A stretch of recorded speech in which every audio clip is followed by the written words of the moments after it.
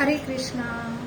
आज कार्तिक मास की कृष्ण पक्ष की त्रयोदशी अर्थात धनतेरस, जो पर्व 5 दिन का दीपावली का मनाया जाता है। ये हिंदू वर्ष का, भारतीयों का सबसे बड़ा त्योहार है। 5 दिन का त्योहार है जो शुरू होता है कार्तिक मास की त्रयोदशी। उसके पश्चात कार्तिक मास की चतुर्दशी अर्थात नरक चतुर्दशी, और जो कार्तिक मास की शुक्ल प्रतिपदा शुक्ल द्वितीया और जो है भाई दूज। तो ऐसा जो पर्व है 5 दिन का, जो धनतेरस अर्थात जो त्रयोदशी, नरक चतुर्दशी, फिर दीपावली लक्ष्मी पूजन, जो है गोवर्धन पूजा, और 5वां दिन है भाई दूज। तो ये 5 दिन इससे मुख्य, ये 5 दिन हर एक दिन के पीछे एक विशेष रूप से ये कथा है कि ये हम फिलोसॉफिकल तत्व ज्ञान से ये अगर समझे, ये ऐसी पूजा पाठ क्यों बोली जाती है। हम तो सेलिब्रेशन, हर एक का सेलिब्रेशन का मूड अलग रहता है। तो ज्यादातर आज जो आधुनिक युग के है, ये क्यों त्योहार है और इसके पीछे क्या सिद्धांत है, हमारे मानवीय जीवन के लिए और सुधार के लिए, विकास के लिए, हमारे जीवन में खुशहाली जो है, संपत्ति और ये हमारा आरोग्य, ये सारी संपत्ति हमें प्राप्त होने के लिए विशेष दिन और विशेष सबसे बड़ा उद्देश्य है। ये मानव जीव जो है, ऐसे ये एक जीवात्मा का भगवान परमात्मा का जो योग मिलन है, जिससे ये सबसे बड़ी जो खुशहाली एक जीव को प्राप्त होने वाली है। ऐसे हर एक त्योहार का विशेष महत्व होता है और हर एक त्योहार के पीछे एक कथा होती है। हर एक त्योहार के पीछे जो सिद्धांत होता है, ये सिद्धांत अगर जानकर, ये उद्देश्य अगर हम जानकर वो विशेष दिन की अगर पूजा पाठ हम करते हैं, तो हमें सही जो हमारा गणतव्य है कि ऐसे त्योहार से हमें क्या प्राप्त होने वाला है। तो हम जो खुशियों को ढूंढ रहे हैं, हमारे जीवन में बहुत त्रस्त है, और ये त्योहार के रूप में आज ऐसा वातावरण है कि त्योहार में हम थोड़ा रिलैक्स, हमें छुट्टी मिलती है, और ऊपर से जो है हमें फ्रेश, जो हमारी खुशियों की तलाश में हम ऐसे गेट टुगेदर करते हैं और ऐसे अलग अलग मीठे व्यंजन हम बनाते हैं, उनको एंजॉय करते हैं और ऐसी खरीदारी करते हैं, नए कपड़े, नए वस्त्र, नए श्रृंगार करते हैं और एक दूसरे को मैसेज देते हैं। तो ये एक प्रथा है खुशी प्राप्त करने की, और इससे भी ऊपर है कि ये खुशी के पीछे हमें सही भावना क्या होनी चाहिए। और ये अलग अलग त्योहार, अलग अलग उनका नाम क्यों है, अलग अलग जो पूजा विधि का, हर एक विधि का बहुत ही बड़ा जो है महत्व है। इसलिए बहुत जरूरी है ऐसे हर एक दिन का जो है विशेष कथा और विशेष रूप से जो उनका तत्व अगर हम शास्त्र से समझे, तो सही रूप से ये 5 दिन का त्योहार जो हम सही हमारी कॉन्शियसनेस, हमारा भावना से हम वो पूजा विधि करते हैं, तो सही रूप से हमें जो संपन्नता या हमारी जो सही धन है उसको हम प्राप्त कर सके। और तो फिर आइए ऐसे ये 5 दिन के अलग अलग नाम क्या है, अलग अलग उनकी कथा क्या है, और सबसे बड़ा जो तत्व ज्ञान की इसका उद्देश्य क्या है, हमें वो क्या देने के लिए आए हैं ऐसे त्योहार, ये जानने का हम प्रयास करेंगे। ऐसे जो शास्त्र से, गुरु से हम ये 5 दिन होते क्यों है, और ये जानने का हम प्रयास करेंगे। ओम अज्ञानतिमिरान्धस्य ज्ञानाञ्जनशलाकया चक्षुरुन्मीलितं येन तस्मै श्री गुरवे नमः।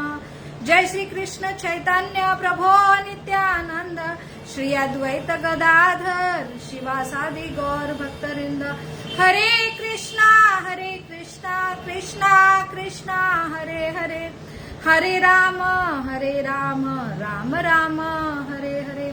मूकं करोति वाचालं पंगुं लंघते गिरिं, यत्कृपातमहं वन्दे श्रीगुरु दीनतारिणं परमानंद माधवं, श्री चैतन्यम ईश्वरम। हरे कृष्णा।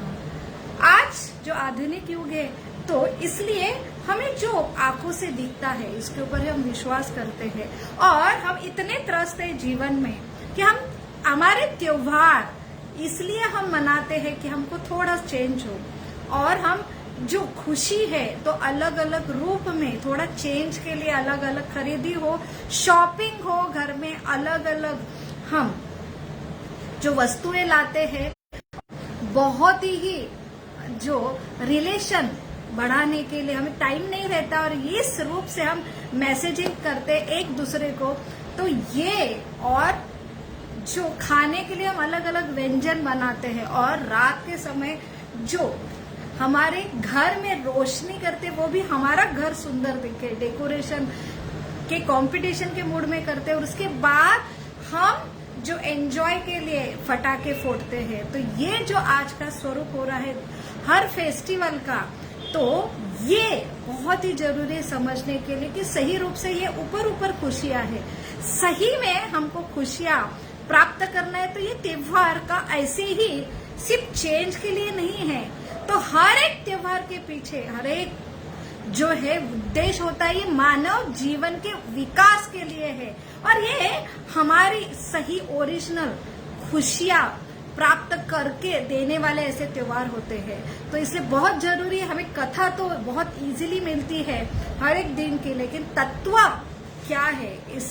अलग अलग जो पर्व के पीछे, और हमारा मूड क्या होना चाहिए कि हम पूजा भी करते एक फॉर्मेलिटी के लिए करते। बहुत सारे लोग नास्तिक है, लेकिन लक्ष्मी पूजन के दिन लक्ष्मी की जरूर पूजा करते हैं।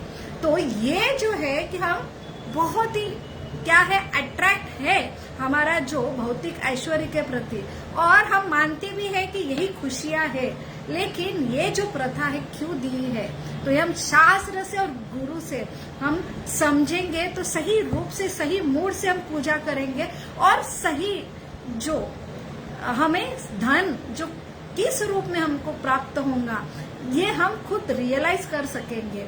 तो 5 दिन जो है, तो प्रथम आज का दिन है जो है धन त्रयोदशी और धनतेरस जिसे कहते हैं। तो ये त्रयोदशी अर्थात चंद्र का ये जो है 13वां दिन है। तो ये 13वां दिन में त्रयोदशी विशेष त्रयोदशी है। इस दिन धन्वंतरी जो देवता के लिए हम ये दिन विशेष रूप से जो है पूजनीय होता है, और ये हमारा संस्कृति में हर एक देवता का कंट्रीब्यूशन है। हमें जो है आरोग्य प्रदान करने के लिए भगवान ने व्यवस्था की, और धन्वंतरी देवता का आज के दिन जन्म हुआ।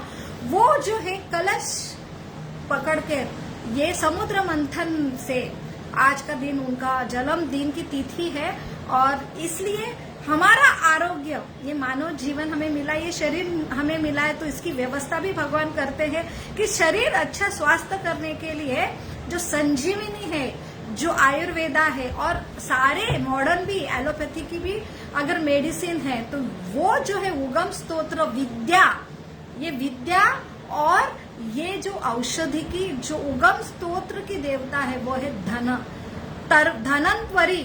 ये विष्णु भगवान का 12वां अवतार है, और समुद्र मंथन के 12वें दिन ऐसे ये भगवान विष्णु जो है धन्वंतरी देवता के रूप में प्रकट हुए, चतुर्भुज ऐसे ये पीला वस्त्र धारण किए, ऐसे भगवान का प्राकट्य हुआ है। और आज के दिन कुबेर जी का भी जो है पूजा की जाती है। ऐसे ये जो कोषाध्यक्ष है स्वर्ग के, तो ये जो है ये धन के, तो सही धन है हमारा आरोग्य का धन है। तो ये धन आरोग्य का धन जो हम इस मूड में कि उनकी वजह से मेरा आरोग्य जो है प्रदान होता है, जो भी वैद्य है डॉक्टर है उनको बुद्धि जो मिलती है एक रुग्ण को अच्छा करने के लिए, धन्वंतरी देवता के उगम स्तोत्र है। तो ऐसे ये धन्वंतरी देवता के रूप में एक कृतज्ञता हमें प्राप्त होना चाहिए, उनका पूजन हमने करना चाहिए। और ये धन के जो देवता है उनको भी हमने पूजा उनकी करना चाहिए। तो ये जो विशेष समुद्र मंथन की लीला, जो इसका बैकग्राउंड है कि धन्वंतरी जो प्रकट हुए, एक समुद्र मंथन हुआ था एक आसुर और सुर, देवता और राक्षसों के बीच में, जब जो देवता के राजा उनके हाथ से एक भूल हुई थी। ऐसे ही ये जा रहे थे, विचरण कर रहे थे और दुर्वासा मुनि उनके रास्ते में उनका जो भेंट हुई। दुर्वासा मुनि देख रहे थे बहुत ही ऐसे ऐश्वर्यवान जो देवों के ये राजा है और उनको उनके भलाई के लिए उन्हें जो उनके गले में भगवान का चढ़ा हुआ जो माला थी उन्होंने भेंट की ऐसे इंद्र को। और ये जो इंद्र है, ये जो सही में ऐश्वर्य जब होता है और जब हम कृतज्ञ नहीं करते हैं तो हमें ऐसा थोड़ा सा मद गर्व होता है। तो इससे बहुत कुछ जो हमसे जो बहुत सारी गलतियां होती है। तो ये जो देव देवता के जो स्टोरी है जहाँ पे कुछ गलतियां उनको होती है, तो हमने ऐसा नहीं कितना बड़े राजा और इनसे ऐसी गलती और ऐसा उनका सामना हुआ, तो ये हमें सीख देने के लिए सारी कथाएं होती है। तो ये भगवान के विशेष ये देवता है और बहुत ही ऊपर लेवल के हमसे, और ये सारी स्टोरी कथाएं ये होती है कि हम उनसे कुछ सीख ले। तो यही एक सारी कथा, ये काल्पनिक नहीं है। तो हमने अपने जीवन में अपना खुद का विकास जो है प्राप्त करने के लिए ये जो कथा के पीछे जो मूड है वो समझना चाहिए, उससे हमने विकास हमारा खुद का करना चाहिए। ऐसे ही इंद्र ने ऐसे ही ये मद में जो है माला जो मिली है, ये गुरु के रूप में है, ब्राह्मण है, वो तपस्वी ब्राह्मण है, लेकिन उन्होंने अपने हाथी जो ऐरावत हाथी को पहन दिया। और ऐरावत ये प्राणी है और उसे क्या समझ कि कौन सी माला है, भगवान की चढ़ाई है, गुरु द्वारा दी है, तो उसने वो निकाल के गले से पैर के तले उन्होंने वो जो है उसको उसके साथ खेलने लगे।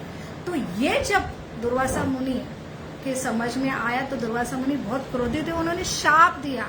और ये जो गुरु का शाप होता है उससे क्या परिणाम होता है, तो ये इंद्र के जीवन में जो है तुरंत असुरों का आक्रमण हुआ। दैत्यराज बलि के उन्होंने वो पूरी उनकी संपत्ति, ऐश्वर्य और स्वर्ग का जो राजपद उन्होंने जो, तो ऐसा ये आज के दिन की कथा है। और उसके बाद त्रस्त होके जो भगवान की लीला, वामन लीला का प्रकट होता है, उसके पहले ये जो इंद्र जो है कि त्रस्त होके भगवान के पास जाते हैं तो भगवान हल देते हैं कि आप असुर दैत्यराज से आप क्या करो, संगमति करो और दोनों से संगमन से ये जो है समुद्र मंथन का आयोजित करो। समुद्र मंथन में जो कुछ संपत्ति मिलेंगी वो देवता और असुर, देवता और राक्षसों के बीच में बांट लो।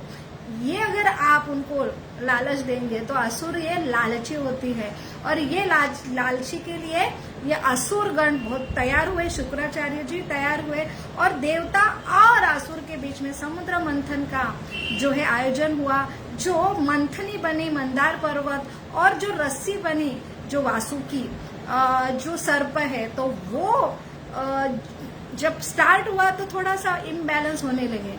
तो इम्बैलेंस जो मंथनी होने लगी मंदार पर्वत, तो भगवान खुद जो कुर्म कछुए के रूप में उन्होंने नीचे बैलेंस किया, तो ये और अजित के रूप में उन्होंने ऊपर से बैलेंस किया। तो ऊपर नीचे से बैलेंस करके, और ये पर्वत भी भगवान का रूप है, वासुकी भी भगवान का रूप है, जो भगवान जो अपनी विभूति योग में भगवत गीता में बोलते हैं। तो ये सारा जो भगवान का प्रयोजन था, अलग अलग रूप में एक्सपांड करके वो देवता को मदद करना चाहते थे और देवता जो है उनके ही ये उनके निर्देशन में ही सृष्टि के पालन करते हैं और वो शरण भी आते हैं। इसलिए भगवान के ऊपर आरोप होता है कि क्यों ये आसुर के अगेंस्ट है, अगर वो आसुर के भी वो भी पुत्र है, ये भी पुत्र है, लेकिन देवता की साइड क्यों लेते हैं। ऐसे युधिष्ठिर महाराज ने भी जो प्रश्न किया था, तो यही है कि वो शरणागति है भगवान के। एक तो वो सेवक है, वो उनके निर्देशन में पूरा राज्य चलाते हैं, और दूसरा है कि वो पूरा शरणागत जाते हैं। तो वो शरणागत होने की वजह से भगवान जो है उनको शरण देते हैं और वो पूरा उनके अंडर रहने के जो है भगवान सलाह देते हैं। तो ऐसे ये समुद्र मंथन शुरू हुआ। पहला जो प्रोडक्ट निकला वो था हलाल विष, और हलाल विष ग्रहण करने के लिए ना देवता ना असुरगण तैयार थे। इसलिए साक्षात शिव जी जो अपने भगवान विष्णु को खुश करने के लिए, और ये भगवान विष्णु खुद कर सकते हैं लेकिन उनके भक्त जो है, और वो भगवान भी ऐसे भक्त को क्रेडिट देते हैं, और ऐसे भक्त भी जो है खुद को जोखिम में डाल के ये सारे भगवान के प्रसन्न के लिए करते हैं। तो उन्होंने वो विष ग्रहण किया, इसलिए उनका नाम जो है नीलकंठ पड़ा। तो उसके बाद अलग अलग रत्न मंथन से निकले, दोनों ने डिस्ट्रीब्यूट किया, और फिर जो निकला जो 12वें दिन जो है धन्वंतरी, जो अमृत कलश के हाथ में लेके ये चतुर्भुज भगवान का साक्षात रूप यहाँ पे प्रकट हुआ। तो ऐसे ये धनतेरस की धन्वंतरी देवता का आज का जन्मदिन है। तो हमने उनको कृतज्ञता देनी चाहिए कि उनके वजह से अंदर बाहर से भगवान पोषण करते हैं, और वैद्य के जो रूप में जो ये धन्वंतरी देवता हमारा पालन पोषण करते हैं, हमें आरोग्य प्रदान करते हैं। तो ऐसा प्रथम दिन है जो है धन त्रयोदशी, और द्वितीय दिन है जो है कल का जो है नरक चतुर्दशी। तो नरक चतुर्दशी इसके पीछे की एक कथा है कि वो है नरकासुर का जो भगवान कृष्ण ने सत्यभामा के साथ उनका जो है संहार किया था। तो नरक चतुर्दशी अर्थात नरक में इसलिए अलग अलग 5 मुख्य देवता की पूजा की जाती है। तो धन्वंतरी देवता की पूजा की जाती है, उसके बाद जो है यमराज की पूजा की जाती है, उसके बाद लक्ष्मी और गणेश जी की पूजा की जाती है, फिर गोवर्धन जी की पूजा की जाती है, विश्वकर्मा की पूजा की जाती है, और हनुमान जी की भी पूजा की जाती है। तो ये अलग अलग 5 मुख्य देवता की अलग अलग दिन में पूजा की जाती है। तो यमराज जो है यहाँ पे आज का दिन में नरक चतुर्थी के दिन पूर्ण है, और ये जो है नरक चतुर्दशी के दिन जो नरकासुर जो भौमासुर है, ऐसे ये वराह अवतार में पृथ्वी और वराह इनके माता पिता का ये पुत्र है, लेकिन वो गलत संगति में गया इसलिए वो आसुर बन गया। तो ये हमें संदेश देते कि कैसे गलत संगत का असर, अगर दिव्य भगवान के भी पुत्र है तो उसका क्या हाल हो सकता है। नरकासुर इतना ये जो है भोगी था कि उन्होंने ऐसे 16,000 और 16,100 जो अलग अलग रानियां थे उनका उन्होंने क्या किया था, अपहरण किया था और उनको बंदिस्त किया था। तो ये जो असुर पूरे लिमिट क्रॉस करते हैं अपने भोग के लिए, तो यहाँ पे उनको भगवान खुद जो है संवार करने के लिए आते हैं सत्यभामा के साथ।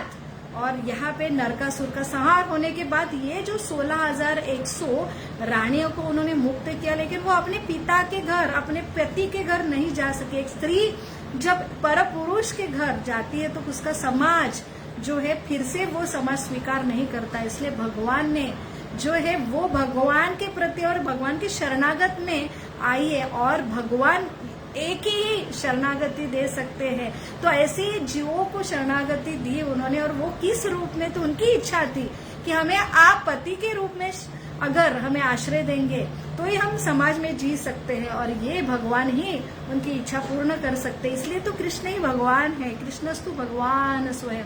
तो ऐसे लीला से हमें ये समझ में आता है कि कैसे भगवान कृष्ण ही भगवान है, वही ये सब कर सकते हैं।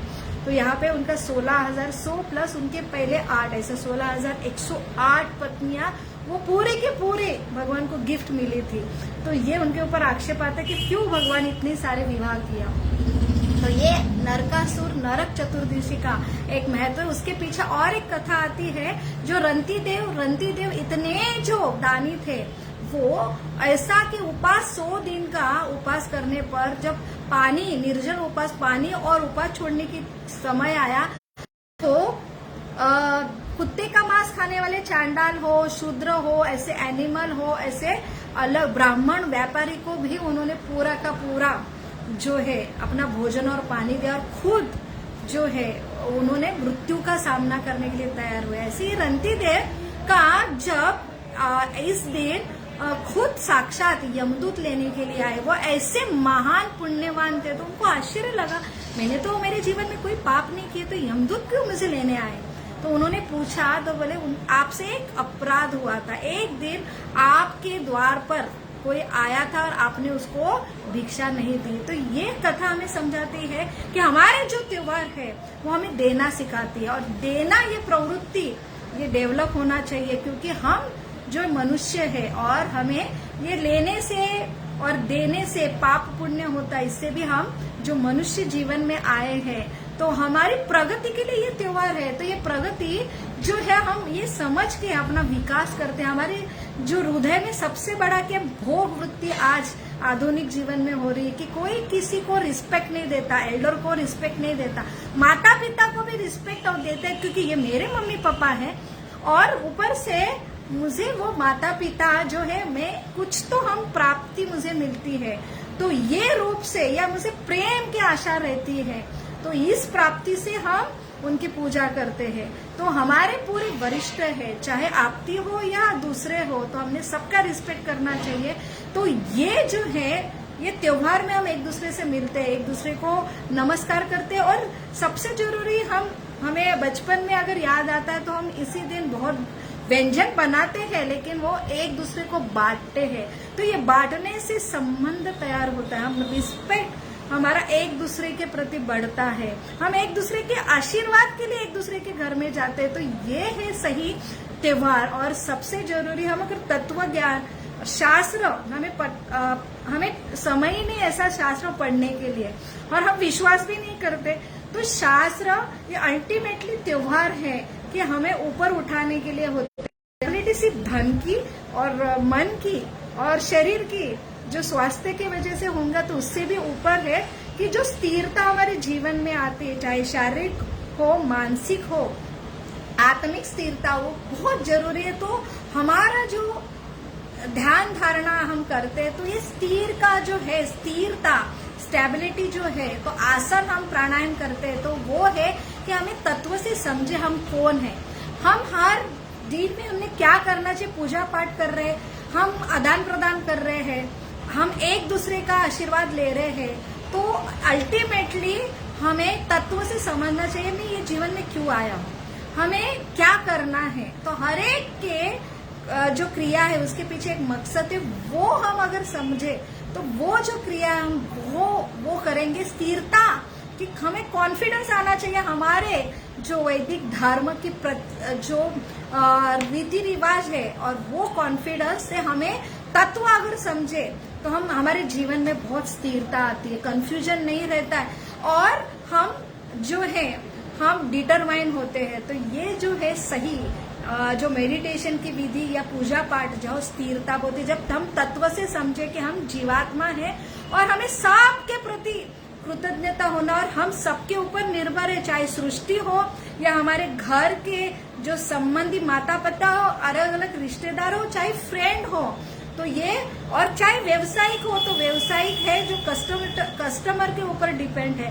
तो एक दूसरे का एकजुट होना चाहिए, और हमें एक दूसरे का जो है जो सही योग है कि वो एक हार्मोनी मेंटेन होना चाहिए, और ये रूप से हमने हर एक त्योहार को देखना चाहिए। तो यहाँ पे वही जो रंती देव के ऊपर आरोप होता है, तो वहां पे वो 1 साल जो है तपस्या करते, और वहां पे ऋषि मुनि उनको फिर प्रसन्न होके उन्हें राज बताते कि आज के दिन जो नरक चतुर्थी के दिन अगर आप जो पूजा करेंगे, यमराज की पूजा करेंगे, तो आप इस जो पाप अनायास हमसे पाप होता है, तो इतने दानी से ये पाप हुआ, तो हमारे घर में कितने लोग नहीं समझ सकते।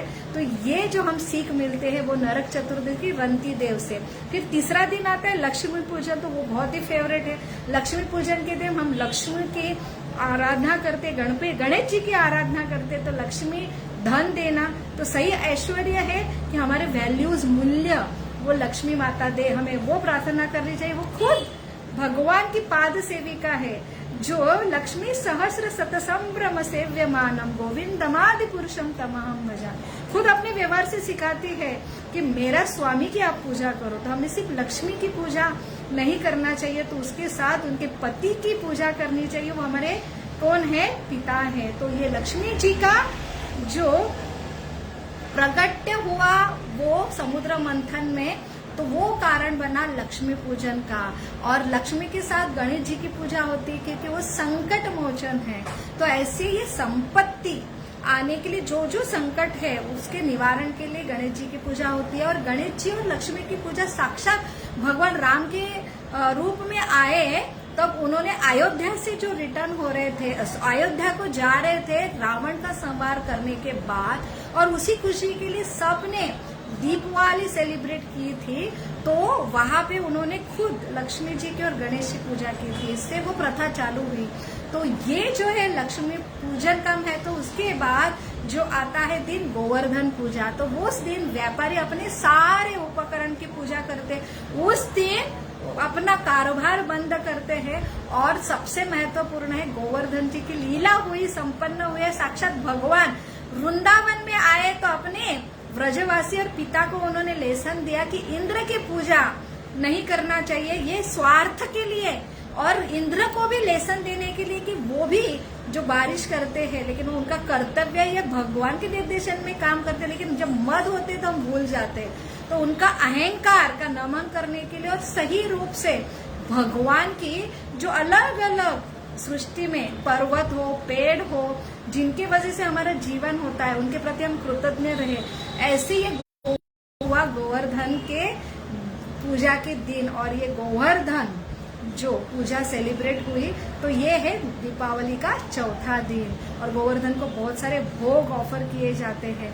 और पांचवा दिन है भाई दूज। तो ये भाई दूज, ये इस दिन यमराज, ये भाई है और यमी उनकी बहन है, जो दोनों भी सूर्य के पुत्र पुत्री है, उनका आज के दिन भेंट हुई है। इसलिए यमुना नदी में स्नान करना, तो यमी कौन है? यमुना है। तो वृंदावन में यमुना नदी में जो भाई बहन स्नान करते हैं, उनका वहां पे भेंट होती है। तो हम यम से बचते, यम का दर्शन नहीं होता है। मृत्यु के बाद हमें विष्णु दूत आते हैं लेने के लिए। ऐसी ये प्रथा है भाई दूज की। तो हर एक त्योहार हम जो सेलिब्रेट करते हैं उसके पीछे सबसे बड़ा जो है सिद्धांत है, और वो सिद्धांत सिखाने के लिए अलग अलग कथा हुई है, तो उनका हमने स्मरण करना चाहिए। यही स्मरण, ये सही पूजा विधि है। अगर हमें वो कथा समझते, उसके पीछे फिलॉसफी की, इसके क्या मोड में हमने जो पूजा पाठ करना चाहिए, और इससे हमें हमारे अलग अलग गुण, जैसे कृतज्ञ होना, बहुत ही रिस्पेक्ट करना, और हमारा खुद का जो है निस्वार्थ भाव जो है प्रकट होना, और हम ये अगर प्राप्त करें जो सही धन है, तब हम भगवान को समझ सकते हैं। और फिर जो है भगवान की एकाग्रता से एक कुरु नंदन समर्पित होते भगवान की हम पूजा कर सकते हैं। तो यही संदेश भगवत गीता में देते हैं भगवान। तो अल्टीमेटली ये सारे देव देवता का पूजन, पूजा पाठ, सबका रिस्पेक्ट का अर्थ है हम शुद्ध होते तब भगवान को समझ सकते हैं, हम भगवान की शरणागति लेते हैं, और भगवान के दास अनु दास में हम खुद को स्थापित करते। यही एक मनुष्य जीवन का उद्देश्य है। इसलिए सबसे बेस्ट पूजा पद्धति कलयुग की है, वो है भगवान का नाम स्मरण। भगवान नाम के रूप में है, तो भगवान ये जो मूर्ति है भगवान कृष्ण की, वो नाम में प्रकट हुई है। और उन्होंने कि मेरी पूजा कैसी करना चाहिए, तो भगवान के नाम, वो भी 16 अक्षरी नाम, जो महामंत्र है। सादे मंत्र बहुत सारे हैं जो गुरु देते, लेकिन महामंत्र कोई भी ले सकता है, छोटा बच्चा कितना भी पतित हो, कोई भी जात का हो, ये महामंत्र अगर रोज पूजा करते, वो कार्तिक मास जो विशेष मास है, और भगवान को एक दिया दिखाते हैं, तो नाम तो कोई भी ले सकता है। और एक दीप दिखाना भगवान को, तो ये कोई भी कर सकता है। तो ये अगर हम इस मास में और विशेष 5 दिन के विशेष जो त्योहार में करते हैं, और ये मोड में कि कैसे भगवान ने मुझे सब कुछ दिया है, उनका सिर्फ थैंक्स करना है। तो एक दीप जलाने से हमें 100 अश्वमेध यज्ञ का पुण्य मिलता है। एक हरे कृष्णा महामंत्र का जप अगर करे, तो एक जो लाख महामंत्र का जो फल प्राप्त होता है। तो आइए इस विशेष 5 दिन के ये त्योहार में हम भगवान का, नाम रूपी भगवान की पूजा करें, हरे कृष्णा महामंत्र का जप करके नित्य रूप से हरे कृष्णा कृष्ण कृष्ण हरे हरे, हरे राम राम राम हरे हरे। आप सभी को दीपावली की लाख लाख शुभकामनाएं। हरे कृष्णा।